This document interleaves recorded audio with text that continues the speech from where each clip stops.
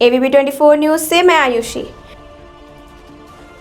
प्रधानमंत्री के 30 नवंबर को वाराणसी में देव दीपावली समारोह में शामिल होने की खबर सामने आ रही है। अगर ऐसा होता है तो यह पहली बार होगा जब पीएम देव दीपावली के मौके पर शहर के मंदिरों में होंगे। वाराणसी के जिला मजिस्ट्रेट ने बताया कि यात्रा की तैयारियां चल रही हैं और प्रधानमंत्री के अलावा उत्तर प्रदेश की राज्यपाल और मुख्यमंत्री के मौजूद रहने की संभावना है। प्रधानमंत्री के अपनी दिन भर की यात्रा के दौरान कई कार्यक्रमों में भी भाग लेने की संभावना है। देव दीपावली के शुभ अवसर पर लगभग 14 लाख मिट्टी के दीपकों से घाटों और नदी के तट को रोशन किया जाएगा। ये पहला मौका है जब रेतीले तट पर मिट्टी के दीपक जलाए जाएंगे। इसके अलावा घाटों पर सांस्कृतिक कार्यक्रम भी होंगे, जबकि मुख्य कार्यक्रम राजघाट पर आयोजित किए जाएंगे। जिला मजिस्ट्रेट ने दीपावली के समारोह की तैयारी के लिए इस संबंध में कई बैठकें की हैं। कांग्रेस के पूर्व अध्यक्ष राहुल गांधी ने प्रधानमंत्री के नेतृत्व वाली सरकार पर शिकंजा कसते हुए कहा कि यह सूट बूट की सरकार है और सिर्फ पूंजीपतियों के हितों की सुरक्षा के लिए लगी हुई है। आगे कहा कि सरकार सिर्फ अपने उद्योगपति मित्रों को लाभ पहुंचाना चाहती है और इसके लिए धीरे धीरे काम कर रही है।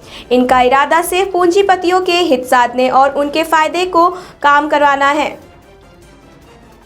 यूपी सरकार की दलील को खारिज करते हुए लव जिहाद को लेकर इलाहाबाद हाई कोर्ट ने फैसला सुनाया। कहा कि अपनी पसंद का जीवन साथी चुनना सभी के लिए मौलिक अधिकार है और अलग धर्म की वजह से शादी को नहीं रोका जाएगा। शादी के लिए धर्म परिवर्तन को गलत बताते हुए इस दलील को हाई कोर्ट ने खारिज किया। रिश्ते में दखल देना अधिकार में अतिक्रमण करना होगा। हाई कोर्ट ने सलामत अंसारी की FIR को रद्द किया। AIMIM के मुखिया और हैदराबाद के सांसद असद उद्दीन ओवैसी ने भाजपा पर निशाना साधते हुए कहा कि अगर 30,000 रोहिंग्या यहां आए तो गृह मंत्री अमित शाह क्या कर रहे हैं। उन्होंने आगे कहा कि क्या वो सो रहे हैं? क्या यह देखना उनका काम नहीं है कि 30,000 या 40,000 रोहिंग्या वोटर कैसे बने। बताते चले, सोमवार की शाम को अपने प्रत्याशी का प्रचार करते हुए तेजस्वी सूर्या के उस जवाब का बयान दिया जिसमें तेजस्वी ने उन पर रोहिंग्या मुसलमानों को हैदराबाद में जगह देने का आरोप लगाया था।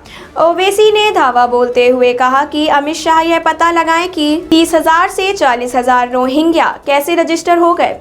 वाकई अगर बीजेपी ईमानदार है तो मुझे मंगलवार की शाम तक 1,000 नाम बता दें।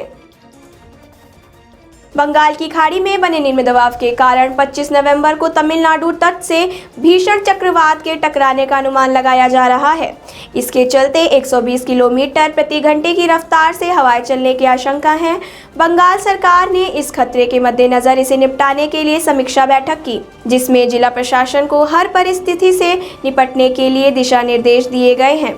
दिशा निर्देशों के अनुसार 7 जिलों की बस सेवाएं निलंबित कर दी गई हैं और कुछ जिलों में ट्रेन भी रद्द की गई हैं। आंध्र प्रदेश की प्रमुख विभागों के तटीय एवं रॉयल सीमा क्षेत्रों में अगले 3 दिन के भीतर भारी बारिश का अलर्ट जारी किया गया है। चक्रवात के असर से तमिलनाडु और पुडुचेरी में 24 से 26 नवंबर तक भारी बारिश हो सकती है।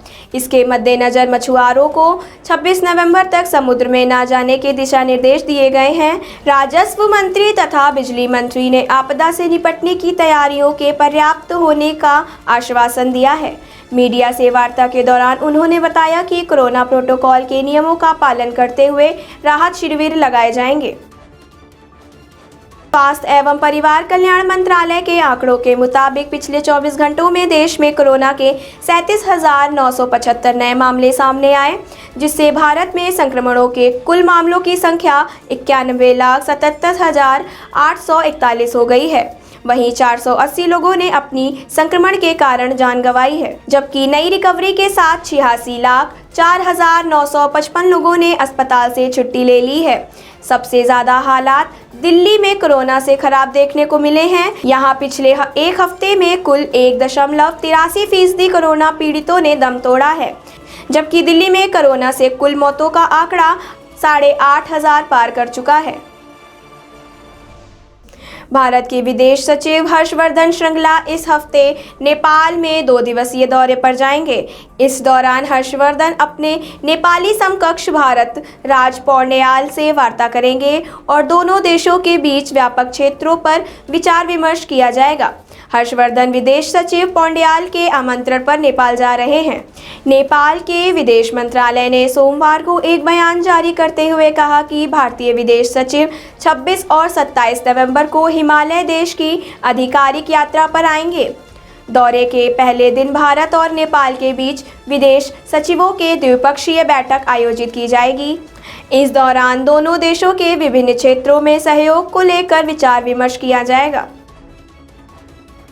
विदेश मंत्रालय से प्राप्त जानकारी के अनुसार विदेश मंत्री एस जयशंकर 24 से 29 नवंबर के बीच संयुक्त अरब अमीरात और विदेश मंत्रालय से प्राप्त जानकारी के अनुसार विदेश मंत्री एस जयशंकर 24 से 29 नवंबर के बीच संयुक्त अरब अमीरात और सेशेल्स की यात्रा पर जाएंगे।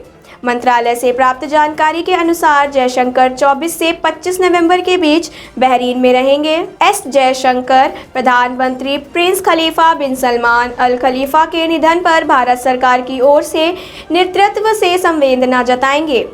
एस जयशंकर की विदेश मंत्री के पद पर तैनात होने के बाद बहरीन में उनकी पहली यात्रा है। विदेश मंत्रालय के अनुसार इस दौरे के लिए जयशंकर यूएई के विदेश मंत्री शेख अब्दुल्ला बिन जायद अल नहायन के साथ 26 नवंबर को मुलाकात करेंगे। फिर 27 से 28 नवंबर को विदेश मंत्री सेशेल्स की यात्रा करेंगे।